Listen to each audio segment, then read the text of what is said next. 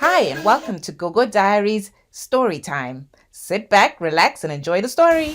Come with me.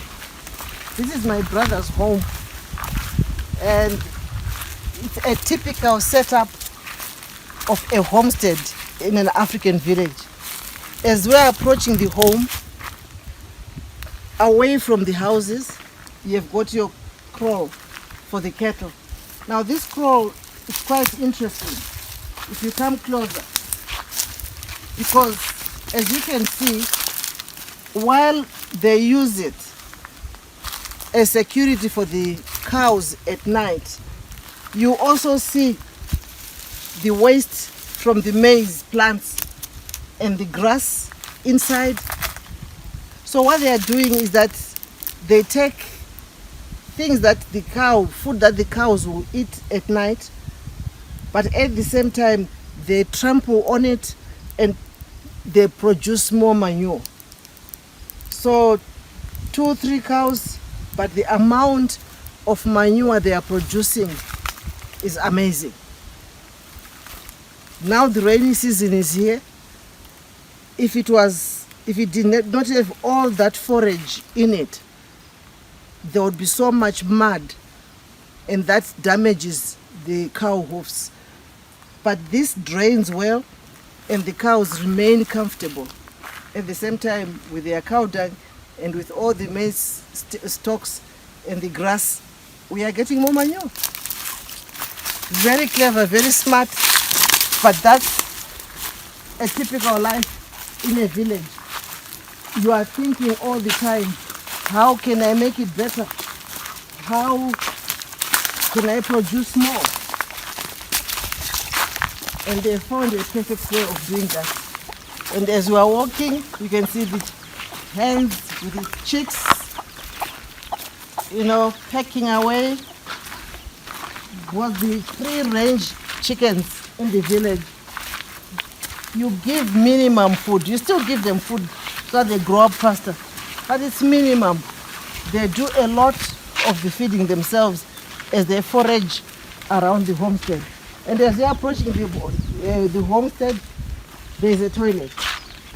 And if you see the placement of the toilet, it's in a manner that if there are any funny odors coming from the toilet, they don't affect the rest of the home.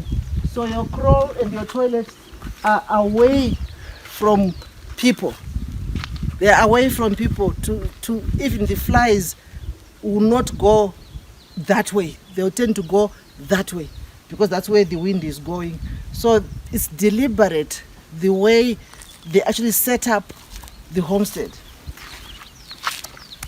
The fields, each African homestead has a field on site. They would still have fields away, the bigger fields away from the homestead. But for us here, you can see the field with the different sizes of maize crop. That maize crop here is very interesting if we get closer to it, because there is a program that has taken Zimbabwe by storm called Fumvudza. And Fumvudza is mainly zero tillage. So they dig the holes, but you can see the mulching that they've put. It discourages the weeds from growing, but at the same time, it also retains moisture. So even in a drought, you will still find that this maize crop will do fairly well. So this is the Fumvudza plot. We believe that the production levels, the ratios for this crop are very different from the crop that they planted conventionally. So this is the normal maize crop where they plant it with using also fertilizer to make sure that it grows into a healthy plant. But because of the labor that is involved and the way the calendar of the whole village works in terms of sharing the cattle, the plows and what have you, this has been planted much later. But that doesn't mean that it will not it will not happen. Something about this toilet. This toilet is built in such a way that you put a lot of ash into it, and at some point you can then empty here and you get manure, organic fertilizer. So this is why this lid is there. It means that this toilet never really fills up. It never really fills up, because when it does, it is emptied, and whatever comes out of there, the manure that comes from there, is then used for crop farming. So nothing is wasted in an African village. Now as we move, you can see the layout. I really like this typical layout. This is the main house where the people sleep. A normal house like this, it would have a lounge for you to sit, and bedrooms. And then there's the kitchen where all the cooking is done. And you find that although there's a lounge in the main house, people tend to spend more time in the kitchen. As the mother is cooking, as the sister is cooking, as the brother is cooking, people are sitting on the bench and they are talking about their adventures for the day. And next to the kitchen, you can see the fowl run. They are running a poultry project, layers project. So they produce eggs for their sustenance. They sell the eggs and they are able to feed the family and look after the family. I just want to get into the kitchen. So come with me. Go.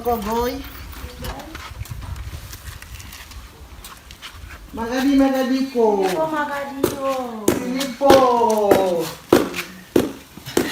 I am lazy, so I sit on the bench. And my sister-in-law is also sitting on a chair. But typically, when I was growing up, the girls would sit on the floor. There would be mats on the floor, and my grandmother would also be sitting on the floor. And everybody, although you are sitting by the bench, when it's cold, you take the small benches and chairs and you sit closer around the fire. But this is a typical setting where when I was growing up, my grandmother would be close to the fire, would be sitting close to her, some would be sitting by the bench, and she would then start her stories a long time ago when donkeys had horns and rivers flowed up the mountains. There was hare and baboon, and we would be sitting there listening to her. In this kind of setting, at the end of the day, we are tired, we had a long day, we've shared our adventures, and now it's time for storytelling. When I come to the village and I see this fire and I see this kitchen, I am reminded of my childhood. So welcome to my village. Thanks for watching, and don't forget to subscribe.